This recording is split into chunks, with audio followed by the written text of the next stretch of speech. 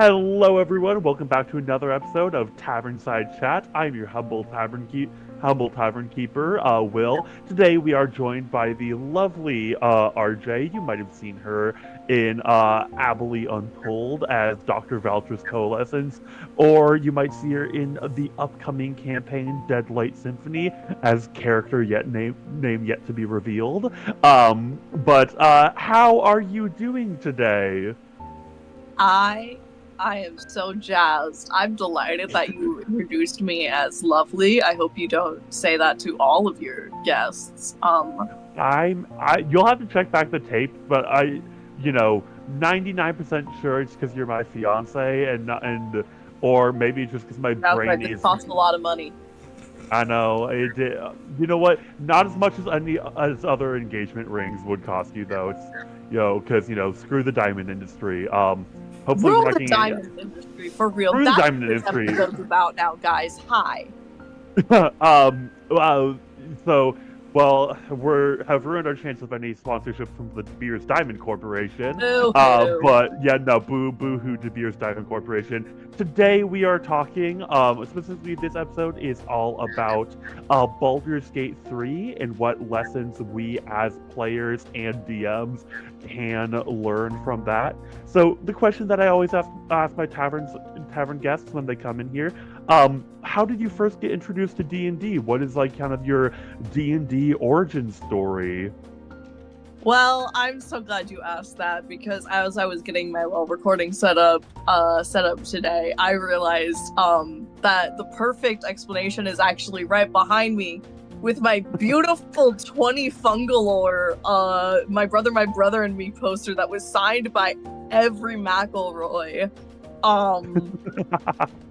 So, unfortunately, I was Tumblr denizen circa 2017, 2016, and that was around the time the McElroys were blowing up. That was around the time that the Adventure Zone was blowing up, which is a show that I still love very dearly. I love balance so dearly, and that was really the first anything that I even knew about D&D beyond, the fact that it exists. And it was nerds role-playing as elves and rolling dice around and shit. That was the first actual play that I had ever seen, or even just people and not characters playing D&D. There was a very, very old actual play that a couple of YouTubers, who I'm not gonna name drop because that was a pre-transition channel for a couple of those people, but two of my favorite YouTubers had an actual play that I watched, and then that's really when I got invested in watching people learn to play D&D and realized this was a thing that normal people could do and not 30-year-olds in their basement. And by normal people, I guess weird people, because I have blue hair and pronouns and whatever. But regardless, I didn't play D&D until I got into college, and gee golly whiz, I wonder who my first dungeon master was. Who was that? Who George Clooney. texted? What? It was George Clooney. George Clooney, your first dungeon master. No one put in a group chat of a bunch of friends from their college theater class of hey, would you guys want to play D&D? And it spiraled into a now 3-year-long multiverse of storytelling. No, absolutely not us. But yeah, so today specifically, we're going to talk about Baldur's Gate. But before I do get into that, we do have to take a quick break to talk about a couple advertisement type stuff. So first of all, I want to fill out for the Patreon here. So there are currently three tiers that we have at the moment. There's the $2 tier that gives you access to the Discord server, which if you want to suggest any questions to go into these episodes, both the day we record, I throw a message in there. So if you want to have your question asked on here, for $2 a month, you can get our Discord access. For $5 a month, you can get early access to all of our videos. And for our special $25 a month, we have a very special, tier where you can even get to play in one shots, or you can get to be, on the channel in like kind of the stuff that we do. So, we will do these 4 times a year, quarterly. So if you want to see yourself on in the tavern itself, you can absolutely sign up for the $25 tier. Additionally, check out impactfulcreations.com. We have our promo code YBIT24. Very, very good work that they do there. And the third thing, which is the thing that I am most excited about, is our new merch store that just dropped. It's called You Begin in the Gift Shop. It is directly in the link below. So if you want to check that out there, I gotta say, I'm someone who is very opinionated when it comes to my fandom merch or anything. I have gone on record about how much I just despise the logo on a t-shirt. Anything that you find at the Kohl's men's section. So we're ruining our sponsorship with Kohl's now too. This is the episode where we ruin all the sponsorship capabilities. So there's a lot of very phenomenal stuff that we have in there. There is we have journals, we have blankets, we have candles, the candle is amazing. We have whiskey tumblers, and we also have we have shirts and stickers as well. But absolutely, if you want some good merch, if you want to support the channel directly, and hey, if you want to have some cool stuff to rep your favorite actual play podcast, absolutely go into You Begin the Gift Shop right down below. So now that, to reference the Adventure Zone, because we've already talked about that before, now that we are out of the money zone, let's go ahead. The honey zone, that's both a joke about another famous McElroy bit and the fact that you are my honey and we're about to be married. So our topic for today is Baldur's Gate 3, the famous it won the Game Award for Best Game of the Year, right? It did win the Game Award 2023, yes. Yes, and I also we'll talk about him later, but Neil Newbin also won for Istarion as well. This titan of a video game that exposed people to Baldur's Gate, to D&D, in so many other ways that and just before making it even more mainstream to the public than Critical Role and Dimension 20 and other big live shows, and especially how just easily accessible 5th edition is as well. Kind of brought it to the limelight and kind of exposed even tabletop gamers, just PS5 or Steam gamers to the D&D sphere. So first question that I have when it comes to this, why do you think as a game Baldur's Gate was as popular as it was? What do you think that game did to bring even non-D&D fans, non-gamers into the world of Faerun, into the Sword Coast? So you've kind of touched on what I think a lot of it is with mentioning how award-winning it is.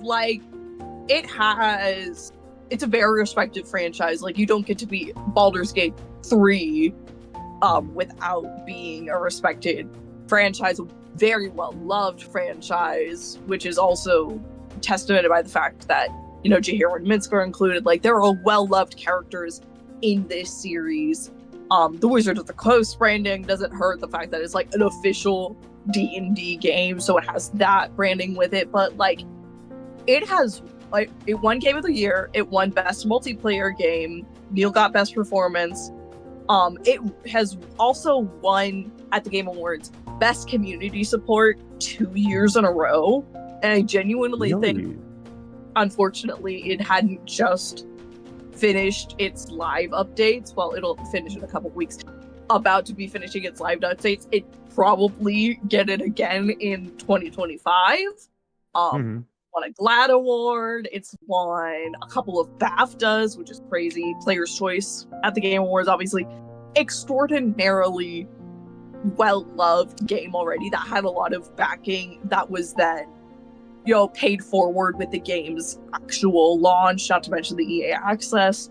and how basically everybody who played Baldur's Gate 3 loved Baldur's Gate 3 and was vocal about how they loved Baldur's Gate 3, so it spread very well through word of mouth, and then got so much award recognition and reputation as being a very good video game that everybody wanted to come play. Very good video game. I mean, we bought a like to show how excited that we was the game. We bought a PS5 for Baldur's Gate 3, also for Spider-Man 2, but that's neither here nor there. Yeah, and for Spider-Man 2, specifically for Harry Osborn and Astarion Answin. But you know, that's neither here nor there. But yeah, phenomenal, and I think you absolutely like. Not only is the game really, like, you know, again, community support, like the developers were really invested in the community and listening to them and kind of changing and adding things based off of, like, you know, what they liked, what they respond to. You pointed out this thing that you felt was missing for the narrative, or you wanted to see more of that was cut, and then we added that next patch. Astonishing. Yeah. No, it was absolutely, like, phenomenal. I mean, they quite literally reshaved the cat for us. His Majesty, I think the name of the cat is. Like, they're like, oh, that's a bug, and then they made it a hairless. They made, like, give the cat hair, and everyone's like, no, we like the hairless cat. And they're like, okay, we've turned him back into a hairless cat. And I think I remember that. In an era of developers being so stingy and greedy and money grubbing, I truly think a game like Baldur's Gate 3, you know, kind of coming out there and becoming so popular just because of how much the developers not only care about their fan base, but also are willing to, like, you know, make those additions, make those changes and everything, I think says volumes about the game's quality. I mean, I agree completely. You just said a lot of very nice things about the game that I agree with 100%. Yeah. So let's kind of jump into kind of what I think is the core of the game, because of course in any fantasy RPG system, and especially in D&D, you are going to need to have like a party following you around. It's a staple in Fire Emblem, it's a staple in, like, you know, it's Dragon Age games, it's a staple in even the early Baldur's Gate ones. So it's kind of touch on the core cast there, and I truly like what lessons players can learn, or like DMs can learn up from these characters. Is there any one of the people who you would like to start with? So you're very much giving me a leading question because you know the answer to this. I know. But before we talk about Astarion, I want to talk about how much I love the origin mechanic in general. Absolutely. Because, like, yeah, the RPG party is something that is expected both in the genre of role-playing games, like video games, but then also the tabletop role-playing game being, you know, shared lingo in both of those. They were the origin characters, which are for the laymen who haven't played Baldur's Gate. I'm assuming we're gonna spoil like everything.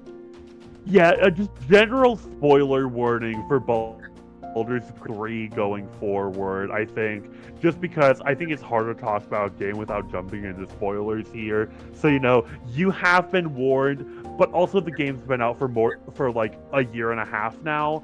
So I think this game passes the spoiler. If I need to tell you that Astarion is a vampire, we might need to have a different conversation. I think it's media literacy there at that point. But I can talk about that.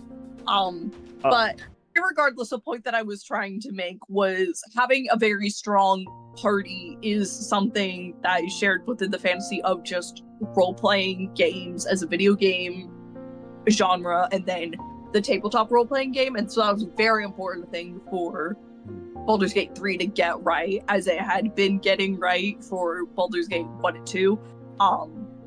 And I love every single origin companion. I think the fact that you were able to play as them and just pick them up almost in a very similar way to the pre-written character sheets that come with like the starter pack for Dungeons and Dragons is a very smart move for them, for Larian, and I truly love all of them. My favorite is the starting. Join the Discord tier list. I do think there's also an amazing thing on the topic of like the origin characters and the character creator. I do think that there's a phenomenal thing that the game does within the story itself of and this is something that Matt Colville, prolific DM on YouTube, who made a video about this, about all the amazing things that Baldur's Gate 3 did right. But I think that one thing, and I think this is a big lesson for a player and also a DM, is giving the players a reason why they need to be traveling together. I know that sounds so like minuscule in the scheme of things, but also, you know, making like the brain, like, you know, the worm in the head, like the mind player, like Netheries, tadpoles, I think is such one of the best narrative decisions with that in the game, just because it forces the party together, having that automatic connection, seeing into the glimpse of everyone's mind. I think is such a good narrative storytelling thing, and like, you know, again, it doesn't have to be like world-ending cataclysmic stakes, but like making a reason for the party to actually be adventuring together and not like, you know, just being kind of sitting around meeting in a tavern, I think is a phenomenal thing. And not just like the, you know, you begin in a tavern thing, because that's literally what our podcast is named after. But yeah.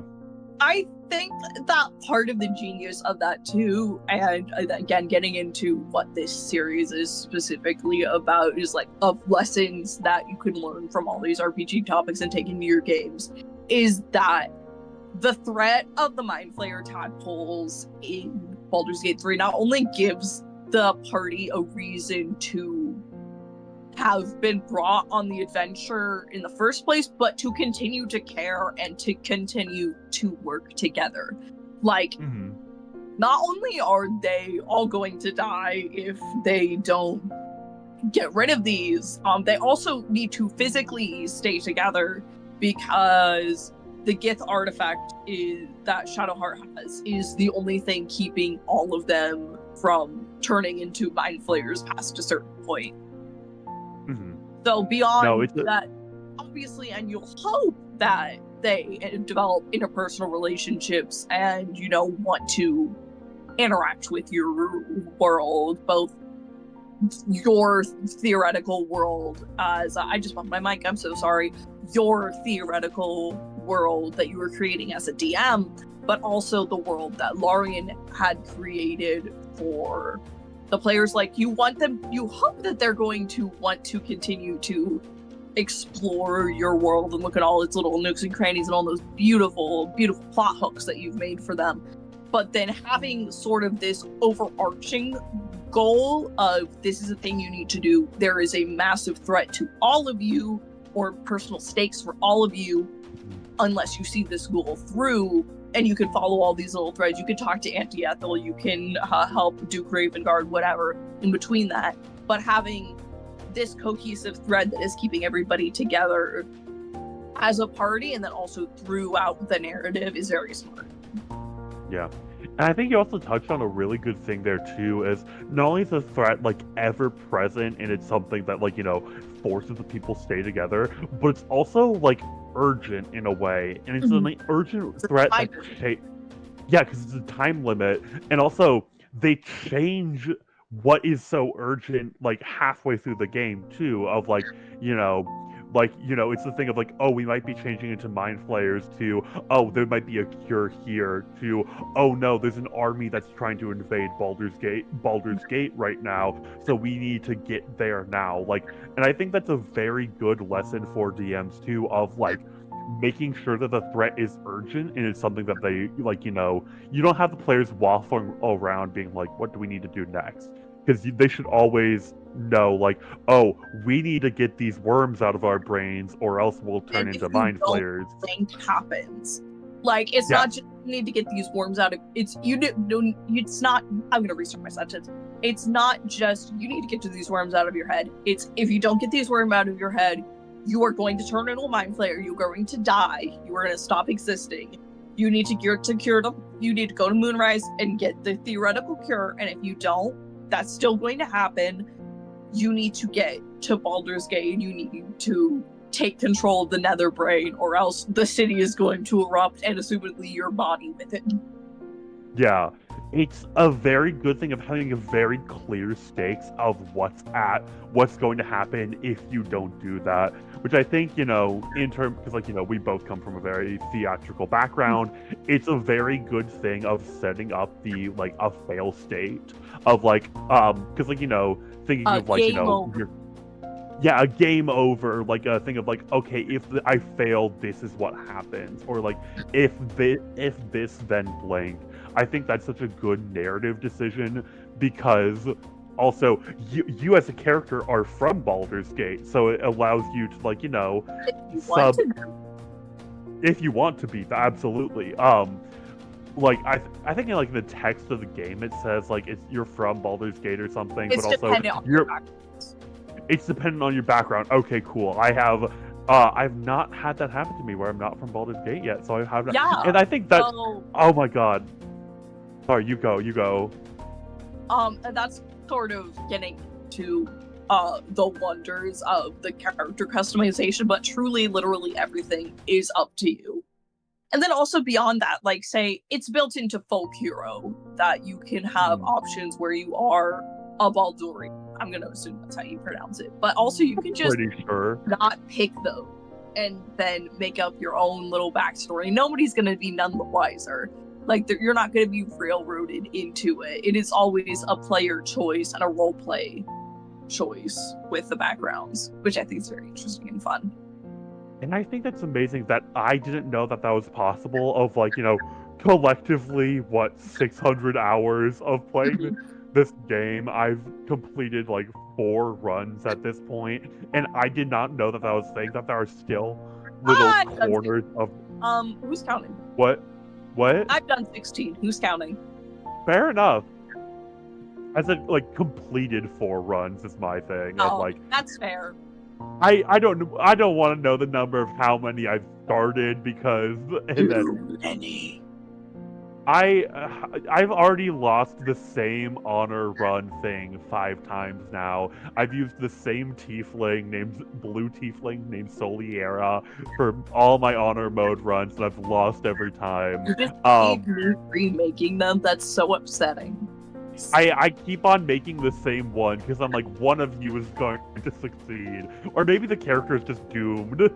See, I have to take a screenshot of them on the Nautiloid, once you are introduced to Lae'zel and you get that really pretty glamour shot of your main character. I take a picture of that, and then my honor mode losing screen to humble myself.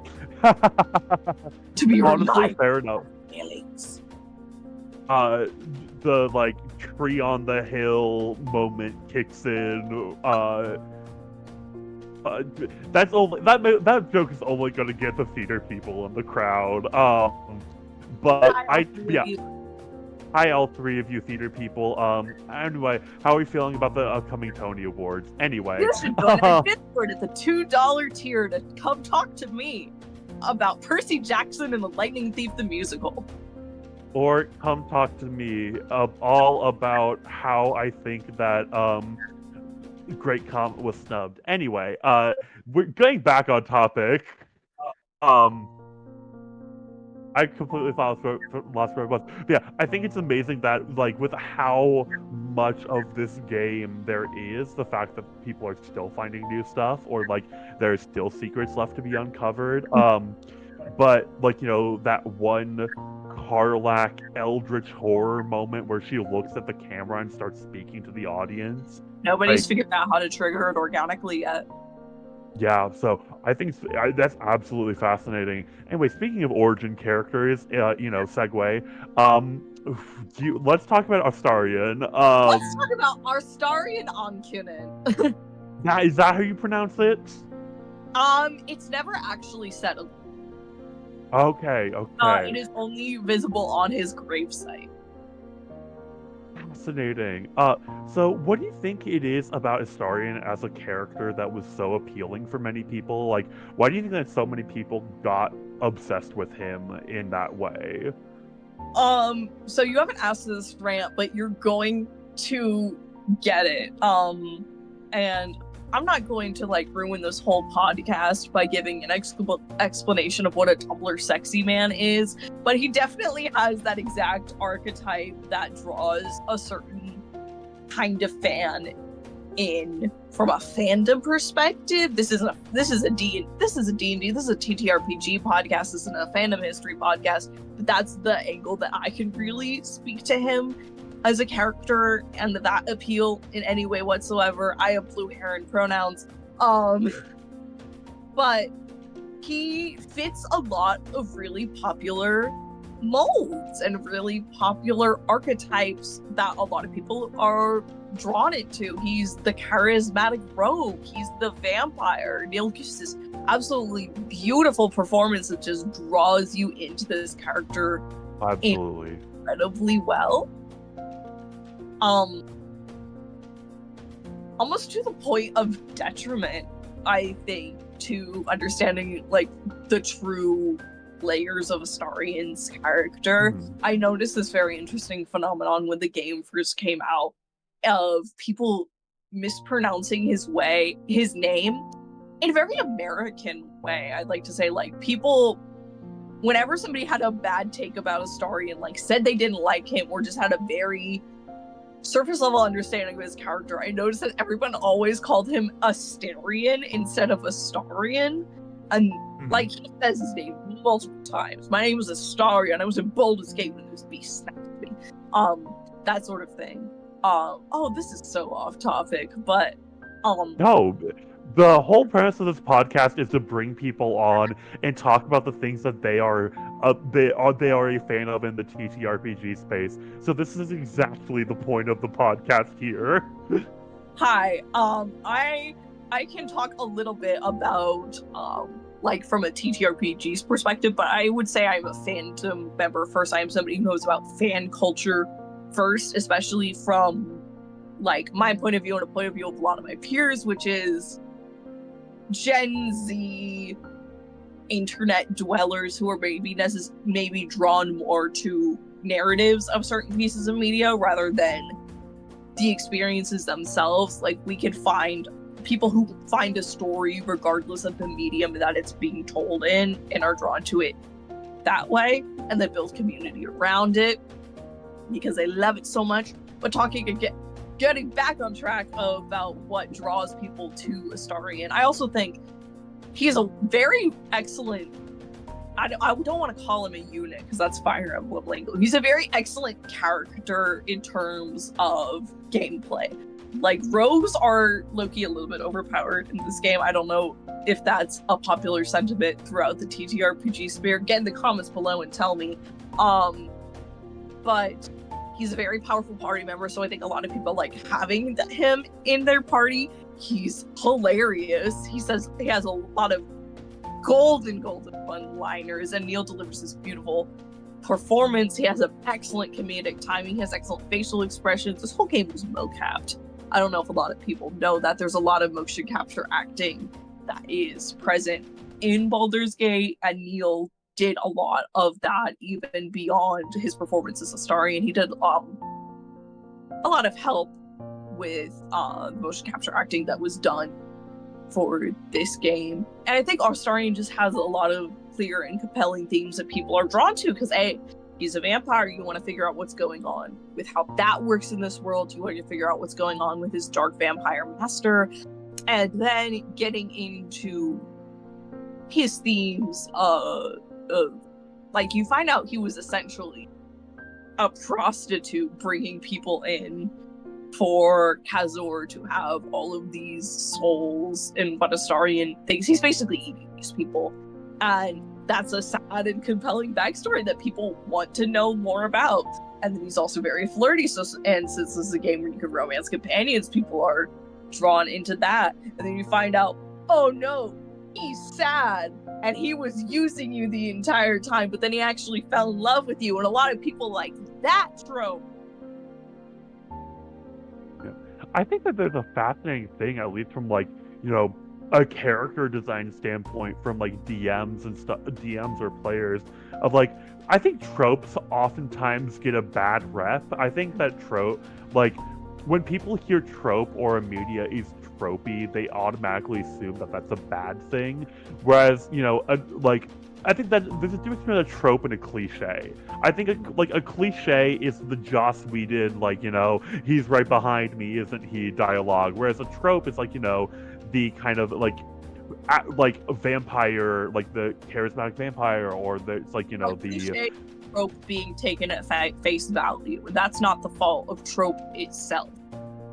Yeah, and I think that using tropes is a way to get engagement with your character, or you building your character off of a trope that you like. I mean, because let's be real, my upcoming D&D character that I'm going to be playing in a home campaign, i.e. yours, and also Hunter, are very much based off of similar tropes of someone feeling like they need to be useful to belong, or someone kind of feeling like they don't know who they are. And so those kind of tropes that you build your character around not only can help build buy-in for you, but also if you know what tropes your players respond to, maybe one of them has a specific fictional man that they go for always, building a D&D NPC, if you know you need the party to trust them, using these tropes to kind of help you out, and oh, I know this person likes the tall, dark, and handsome, hey, your ideal man, here he is just to automatically get them on your side when you know that he's going to betray them in the future, I think is an That's what I was literally say. You could use that against your players in a very fun way. You can know what they're going to respond to, and then you could twist their expectations in many, many, many ways. But having the beautiful love interest kind of character end up betraying them, very, very fun. Would recommend. Absolutely. No, it's so good. I've never done that in a recent campaign of mine of their love interest turning out to be evil. I really want to, but my players are very enormous. Unfortunately, nat 20 upon you. Yeah, I was trying to do it, and then you got that nat 20. I'm like, well, he can't betray you now because that nat 20 is truly the dice have their own story that they want to tell. But yeah, I think Istarion is a fascinating character, specifically of when it comes to depth, at least of it is something that I think not every character you need to put that level of depth into, but actually thinking about who this character is and kind of using some of these ideas is a really helpful way of building into the story.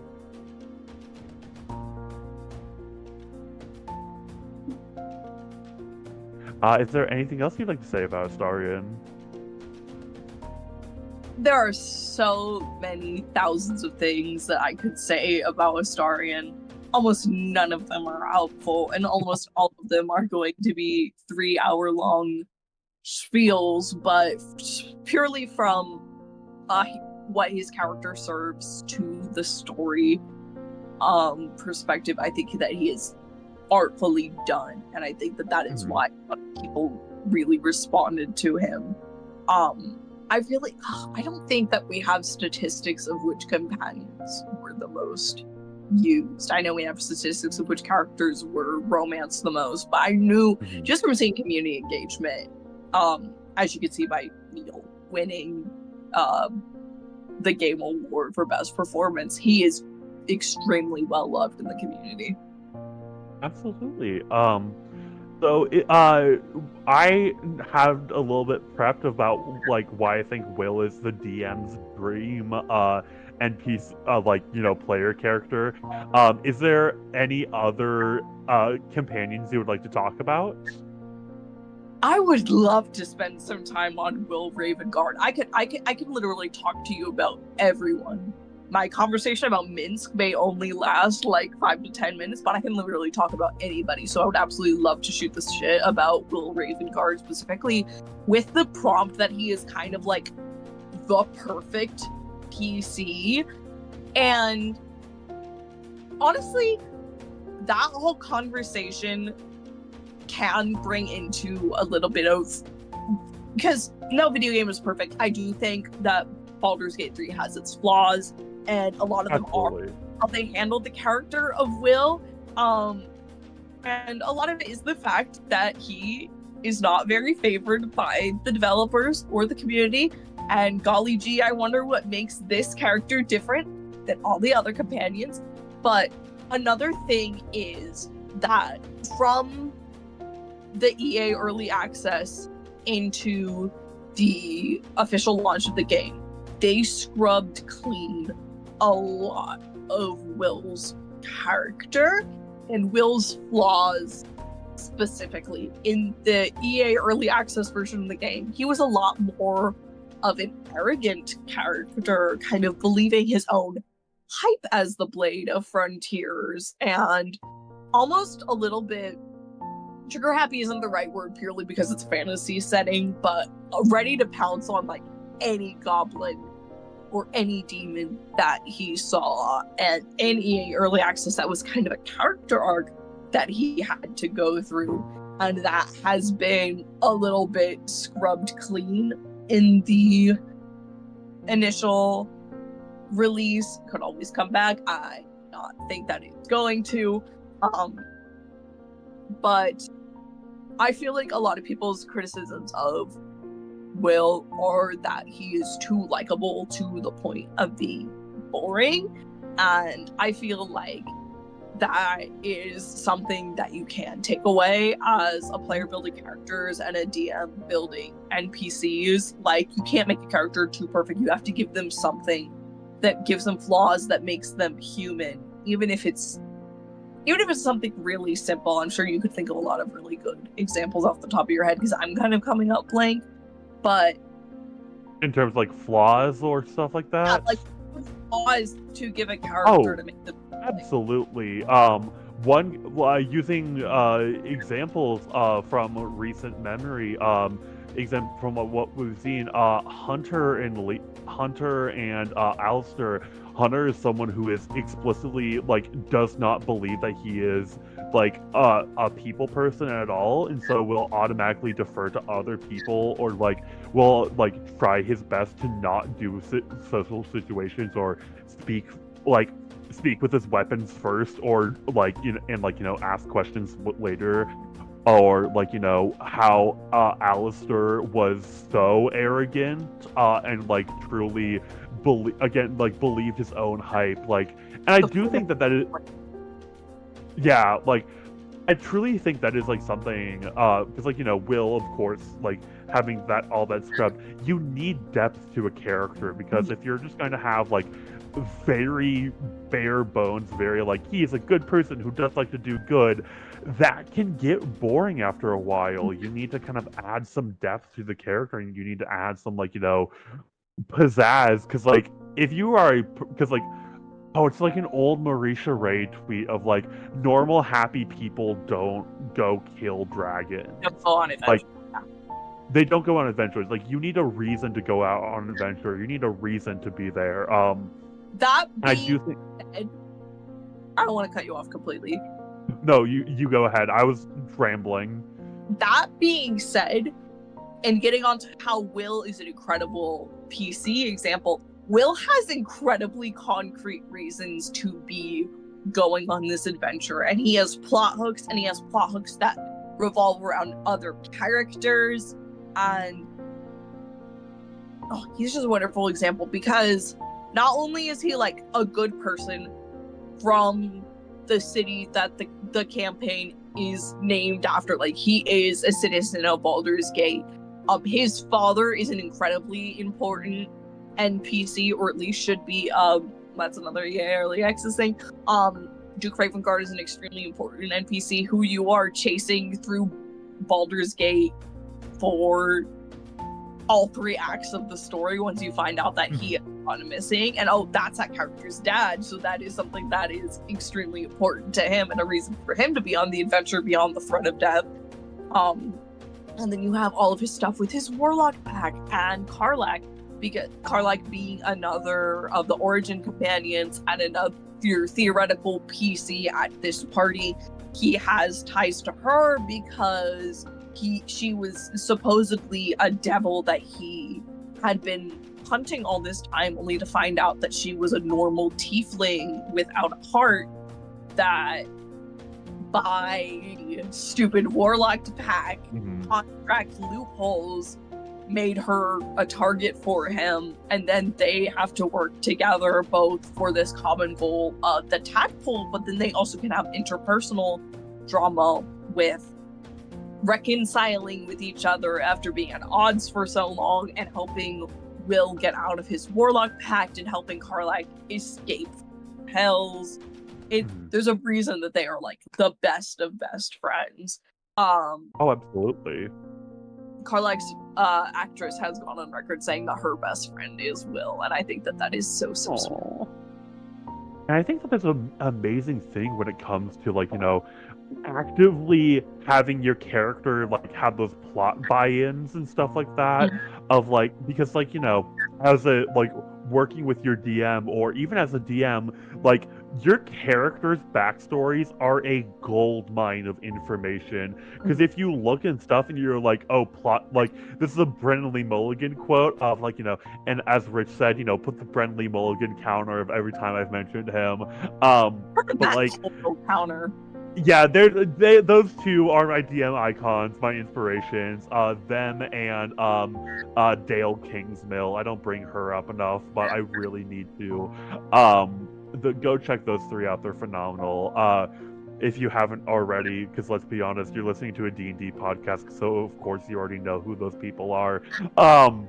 But yeah, I think that there's a fascinating thing when it comes to that, of, like, you know, those are like plot coupons that your players will cash in, or like plot hooks and everything, of like, oh, if you know what your characters are going to be invested in, like mining the backstories of your PCs as like ways to get them invested in the plot, or like, you know, making warlock pacts matter almost, because there's not a situation in which Mizora and her stuff does not come up as a, like, you know, active threat throughout the campaign. And another way that Will is a good PC is that he is, I believe he's lawful good is what they say, but he's decided a good character, and he is against his warlock patron, and that is something, because I feel like that's just a danger with warlock characters in general, of like having their own almost separate from the narrative goals, and how that can clash with and especially a real life party, like when one is playing D&D outside of being Will Ravengard from hit RPG video game Baldur's Gate 3 developed by Larian Studios. I feel like that can clash very easily with party goals, but having Will be so against his contract with Mizora and wanting to break it, I feel like solves a lot of those issues. And it's some like real good narrative, juicy, like Shakespearean inner drama you get of like, oh, like the person who gives me all my power I also hate, but also I need them. And you get that really good internal conflict, which can then be turned into that external conflict.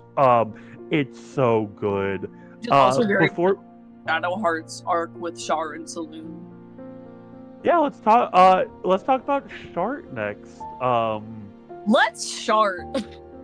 Yeah, let's get that on a t-shirt. Let's start. So when it comes to, you should get Let's Shart t-shirts. But if you join the Patreon, maybe. Oh, hi Basil. Hey everybody. We Let's talk about Shadowheart. It's our beautiful cat who just scratched my fucking arm. Hey, can you not sit on? No. You can cut this out, right? No, we need to keep this in. This is golden. For an hour. Hey, sweet girl. Hey, sweet girl. Can you not be there? a real life familiar, folks. Anyway, That's I basically think hashtag Basil Nation. I think we have about time for one more companion before we have to jump into some fan questions. Yeah, do you want Shart to be the third one? we can talk about Shart for a little bit. I feel like the fan questions are going to take up a bit of it, and I don't have as much to say about, and I've also kind of talked about Carlife too. I don't have as much to say about Shadowheart as I do about Will in Astarion, probably because she's not one of my favorites, which is very interesting considering the fact that almost Wow, we're gonna have some real angry comments on this one. get at me. I'm not scared of you people who played a human male paladin romancing Shadowheart, which fun fact was the most common selection of choices when Baldur's Gate for the 3 went through all the player statistics and made the most common character who was a human male paladin romancing Shadowheart. That makes sense, honestly.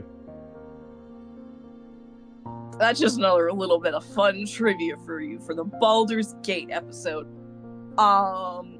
Being said, I do really like Shadowheart. She's everybody else's favorite. One of my dear friends cosplays her, so she does have a special place in my heart, as they all do. But check out Casual Moth Cosplays. Everybody should go follow my friend Casual Moth Cosplays, and if you see her, tell her that RJ said hi. Very dear friend of mine. Anyway, I'll have to tell her we shouted her out. Yeah. Oh, why did I bring up Shart originally? It was because I have something to say about Shart too. You go with something you wanted to say about Shart, because I forgotten why we brought her up. I also forget. But I do think that there is a fun thing that they do with Shadowheart, specifically when it comes to, because one, characters with amnesia is a goldmine for not knowing if you want about a backstory. Like, I have amnesia, and then your DM gets to make your backstory for you, and that gets to be a fun mystery. But make sure your DM is okay with that, because some DMs get annoyed as fuck about character has amnesia. That's why I didn't come up with backstory.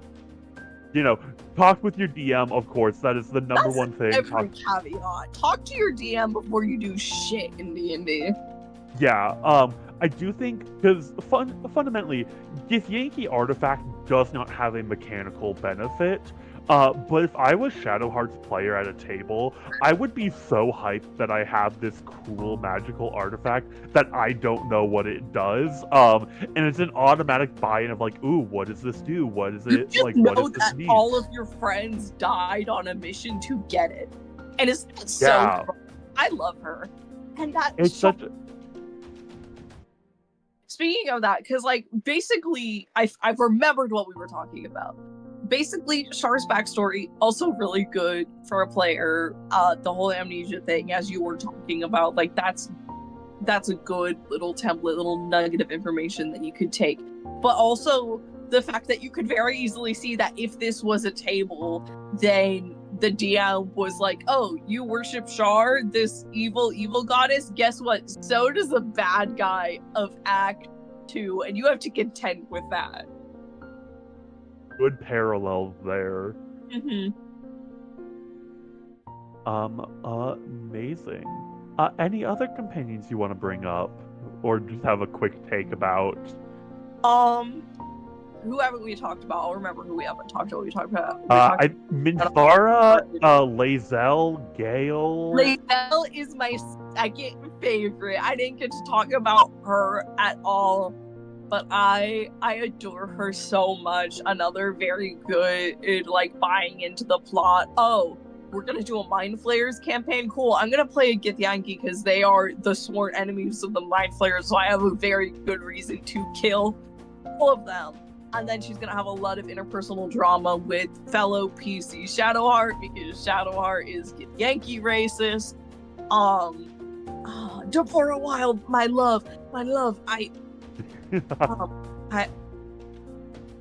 All I can do is this. I love Lae'zel so much. She is my sweet. baby princess. I will say though, as a DM, if you are gonna do something like that, make sure everyone at the table is comfortable with that too, of like Oh yes. having that party conflict, because I have been in campaigns where like party conflict was just something that never got discussed, and everyone hated my PC because another PC poisoned the food that they made. And it, like, you know, this was also like high school D&D and everything. Oh god. No, anytime Yeah. that there's conflict between players, you need to be talking about that with your DM. You need to be talking about with the party as a whole to make sure they're okay with that being a theme. And you absolutely need to be talking to the player who is playing the other PC that you are antagonizing, or that you are mutually antagonizing each other, which is the case with Shadowheart and Lae'zel, of what are the boundaries, what can I do, what can I not do, what are we comfortable with being shown, what do you want us to skip over. It's that whole, everything needs to be consensual, everything needs to be talked about, and there can't be surprises, which I feel like that's like the number one reason I feel like a lot of players, or just D&D players in general, bring into with not wanting to discuss everything beforehand, of like, within there won't be any surprises. Yeah, but do you want your PC's relationship to be poisoned with every other party member and then just be bitter and lead the campaign? No. We should talk about what is going to happen in our play pretend space before we enter the play pretend space. Yeah, like, you know, I mean, talking about Deadlight Symphony upcoming, Abhaile Untold, keep an eye out for that announcement soon.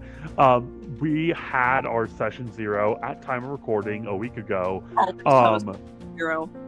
Yeah, always have a session 0. But we had, and that was one of the questions we brought up of like, hey, inner party conflict, what are we comfortable with? And we were like, without revealing too much of the campaign, it is a Suicide Squad-esque story. So we're like, it's a group of villains on a mission, and people having to be, and I had to be like, hey, part of the genre is you are all villains and you are being forced to work together. So what are we comfortable with inner party conflict wise? And again, always having those conversations, always communicating with these other players of like, hey, or like, you know, even like you and that other player, like you have to have a really damn good relationship with that person out of campaign before in campaign you are doing like any kind of like intensive verbal arguments, because like that is like something that's happening at my current table of like, there's two PCs who are very at odds against something, and they. I am talking about Satanta and Vicente, and I know that they have had like those two players have had extensive conversations about that, of like what they are and are not comfortable with of their characters doing in campaign. And I think that is an absolutely phenomenal thing that you need to be doing, even outside of like, you know, horror or outside of like arguments. You need to be having these kind of conversations about, hey, are we cool about what's happening in the game so far? Is this a good direction? Give an example from that campaign of something that happened. I don't think privy to this conversation, but there was the PC that I'm playing in this campaign has a very, very special, very important to her weapon, and another PC who was also an artificer. We had like a moment where we were at odds a little bit, and so said player came up to me in private. It was like, we both want our characters to make up. I would like for there to be a situation where she takes your character's weapon, and then like does some really cool upgrade to it as a surprise. And I've already talked to DM Will about the fact that I could do that mechanically. Are you okay with doing that? And I was like, so nice, do that. And then I had a lot of really funny bits in between that reveal, and there was no combat happening whatsoever between these, where she was like, where the fuck's my gun? Yeah, very like combat light campaign that we have, but also just because I know what my players like. I'm now realizing that we have already touched on one of our fan questions. So So again, we're gonna quickly jump into the fan questions here. Yeah. Do a couple of them. Again, if you would like to have your questions answered in one of these episodes, please join the Discord server. Again, $2. Or join the Patreon. Join the Patreon. Again, $2 a month for the I Discord. Baldur gave all NPCs and PCs tier list. But yes, also there's like exclusive, there's also just like exclusive fun behind the scenes content you can find on there, like us talking, chilling out with us, always constantly talking about something in there. Just, keep an ear out, like join our Discord if you would like. But one of the questions we got was about handling inter-party conflicts. I think that we handled that really well. Talk to your friends outside of the party. Talk to them. I think that the key for any problem in D&D is always communication. No D&D is better than bad D&D. Let me think. Players at your party or your DM are against that. Maybe that's not the right table for you. Ooh, this is a fun one. This is less about Baldur's Gate 3, but more of a fun D&D question. Baldur's Gate 3. Oh, we're getting familiar time again. Hello, Basil. Baldur's Gate 3 rewards creative problem solving, whether it's using barrels, verticality, or spell combos in unexpected ways. What's the most creative or unconventional way you've tackled a problem in D&D that your DM did not expect? I have... Oh, what's your example? Because I probably won't think of it, but it will be true. I was going to specifically talk about we had a Halloween one shot one time where one of our players actually it was you I had to prep an entire combat against 13 ice dwarves, and it was a thing of you were getting swarmed by these minions. And then and also DM thing, look at your character's spells before you do something, because I threw 13 frost dwarves at a group of, I think, 7th level characters. And yeah, 10th or 11, probably. And then you threw the spell Cloud Kill at me, and I looked at them, and I did the math. I'm like, well, this is gonna kill them anyway, regardless if they succeed or fail. Everyone. And the way I had them all clumped up, and I was like, dang it, yeah, you avoid the combat against the 13 Yule lads. Do you want me to read off their names? I forgot they were called the Yule lads. They were based on actual, I believe, Icelandic Christmas characters. It was a Halloween one-shot where Christmas was trying to take over Halloween, and everyone played classic Halloween monsters. We had someone playing Frankenstein. We had a person playing a harpy. We had someone playing the creature from the Black Lagoon. We miss you every day, Chip McGrath. I miss you every day, Chip McGrath. And we had you playing the Phantom of the Opera. Did you have an example that you thought of? Oh, that's a very, very good one.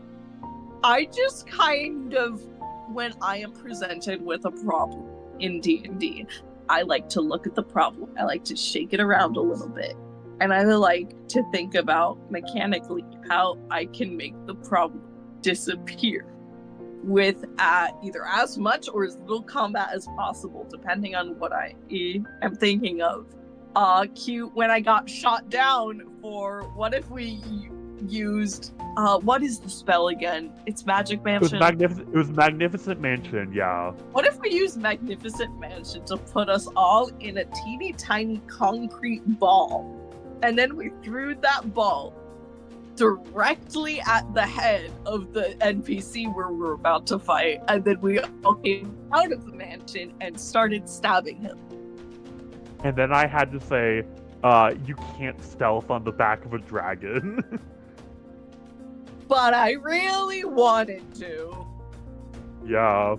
That was a good one. I also think about the cow that you found that you were riding on the back of. It was a horse, right? That jumped Magic over moon. the that like jumped up and rocketed into the moon, and you were like, oh, and then you're like, can I roll animal handling to have this horse jump on this guy? And I'm like, yeah, okay. And you rolled like something stupid, crazy, like a 25 or like a nat 20 or something. I'm like, okay, give me roll 10d10 for a The horse worst to kind of. you can say is no. The worst that your DM can say is, hey, stop giving me stupid questions. And then maybe that's a conversation you need to have with your DM if that's a fit for your party. But I love asking Will stupid things because the worst answer can be no, that's not physically possible. And the best answer is you just did 10d10 elephant damage.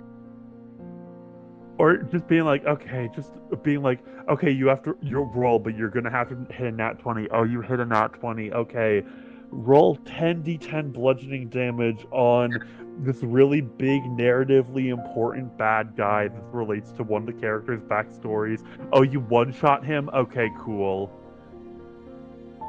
And then he could still have his dying breaths, and he could still be lore relevant.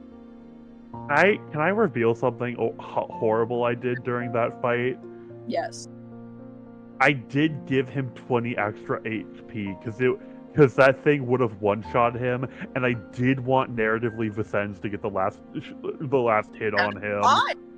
You could always do stuff like that under the table. Yeah. Final. About time for one more question here because we're starting to hit our hour time frame that I usually. Closing. Yeah. Tavern is closing. Last call, everyone. Hard to deny that what Baldur's Gate 3 has done for revitalizing our rather niche community, but it's hard to deny that they also took some liberties in an effort to improve the gameplay experience and speed things up. Sometimes this helps us by moving something into a bonus action instead of an full action, and sometimes there's nothing you can do about it, like when you pulled 97 NPCs into initiative at once. Have you ever noticed a friction at a table due to Baldur's Gate 3 rule changes? I can't really say that I have noticed anything because the only tables that I have played in since Baldur's Gate launched have been DM'd by you or by our dear darling friend Ab or by Jake, and those were all with semi-veteran players or people who didn't know anything about Baldur's Gate in general. So it's really boring to answer no to one of these questions. And how about this? What is the favorite rule change that Baldur's Gate did that you saw and you're like, okay, potions is a bonus action. In the comments, yell at me, fight me. It will get Here's my thing. Here's my thing of why I think potions as a bonus action is a good thing. Okay. People always say, like, oh, you can't feasibly drink a potion in 6 seconds. Potions canonically are 1 ounce. It is a 1 ounce potion. So imagine feasibly do in 1 second. Yeah, take a shot in 1 second, and you can take a shot in 1 second. That is a very feasible thing you can do. It's like, could you dip your weapon in a fire in 1 second? Could you physically take it out and then do that? It's like shit like that. It's like, I don't know. Sometimes I just have fun in my game, and also that around being only 6 seconds sometimes is a little bit crazy to me. I'm getting real into D&D hot takes. I'm so sorry, guys. Please do. 6 seconds is sometimes a little bit crazy to me as being a hard and fast rule of the universe, because sometimes that means that your big bad evil guy dies in under 30 seconds, and maybe that should be a more drawn out hard fight for all of y'all, because it took 3 hours real time. A very hyperbolic example, but I don't know. Maybe sometimes it is worth sacrificing the exact one-to-one rules of the game to have cool moments or even just make the game a little bit easier. Because doesn't it always feel like a wasted turn if you have to spend, you say, I heal myself and then I move and that's all you could do that turn? Don't you just want to go ape shit? Here's my other big thing that I think Baldur's Gate 3 did great. Ranger is one of my favorite classes. And we're getting into some real hot take stuff here. I think that should be a segment that we're starting now for this series. Ooh. Your D&D hot take. Here's mine. I actually have two, but we're already talking about Ranger, and I'll get into my second one next time I'm on to talk about something else stupid. I like Ranger. Ranger's one of my I love favorite. Ranger. I don't care if it's the best class. I don't care if it kind of sucks a little bit.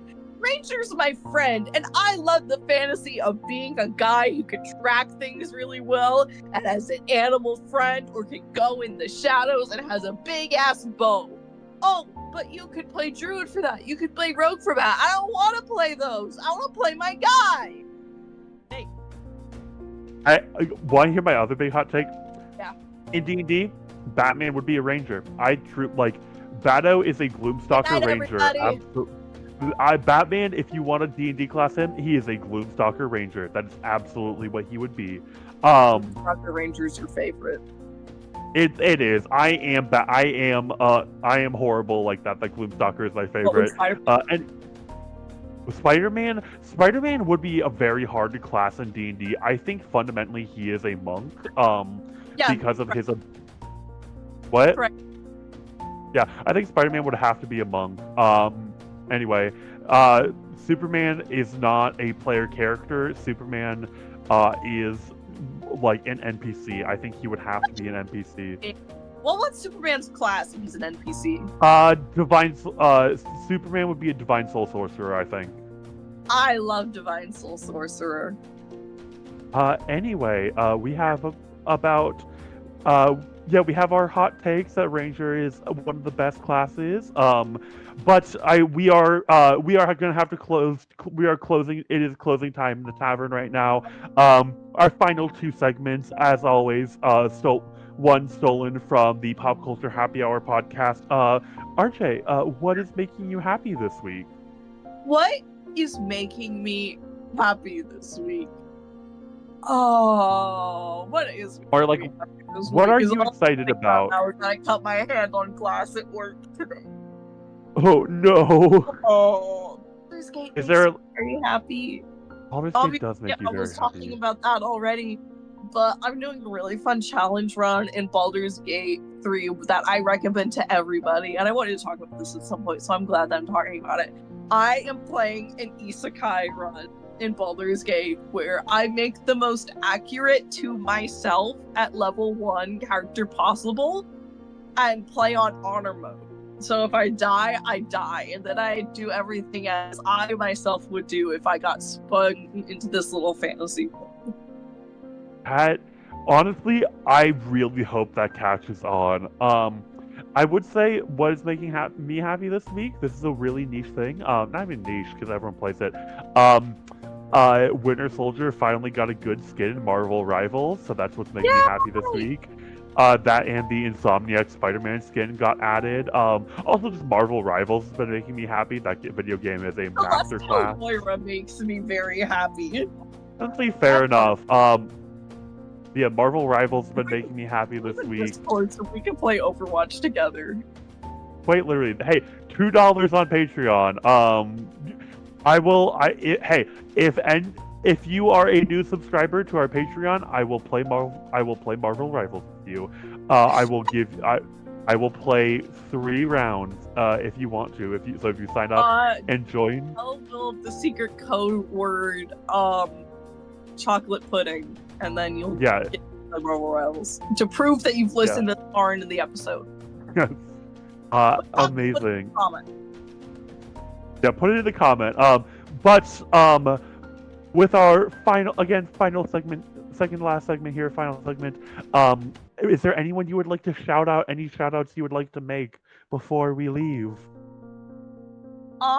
I would like to give a shout out to Tulok the Barbarian, who's one of my favorite YouTubers, and his How to Build Blink series. He's one of my favorite tabletop content creators besides ourselves. But all this talk of superheroes got me thinking of him. We could probably cut the 2 seconds of silence. That's gonna be me double checking how to pronounce this person's name, because I have a video essay about Astarion that I wanted to recommend, but I want to make sure that I say their name correctly. I watched a really good video essay the other day. My recommend is called "How a Forest Digests You." It's a really good look at like forest horror. So that's my shout out. That's a really good video essay. Also, my shout out is for you to join the Patreon and for you to go to our merch store, because all the money that you give us, we get to put directly into, hiring artists and doing all the hiring artists, getting stuff for making your podcast experience better to watch, better to engage with. I'm actually going to recommend 3 Baldur's Gate essays just real quick, because I remembered a couple while I was looking up these. For more good Astarion content, there goes my McElroy background. For more good Astarion content, I recommend Unpacking Astarion, a Baldur's Gate deep dive by Pocket Leaves. The Astarion Ice like 2 hours long. Dive. Wasn't that first one like 2 hours long? It was 1 hour and 35 minutes. Hour 35. The Astarion Iceberg Baldur's Gate 3 deep dive by Scully by the Sea, and Trauma in Baldur's Gate 3, a deep analysis by Sulmatul. That's Sulmatul. That was like 7 hours long, isn't it? Probably. Also, Fair enough. shout out Strange Aeons, because I watched her most recent video essay right before I got on this stream, and that's also what makes me happy. Fair enough. So, thank you all for joining us today. Special shout out to all of our listeners, to Impassable Creations, and to my lovely, lovely fiance RJ for joining us for today's tavern visit. Otherwise, thank you guys all for listening to our Tavernside Chat. Enjoy your evening. Good night, everybody. Good night, everybody.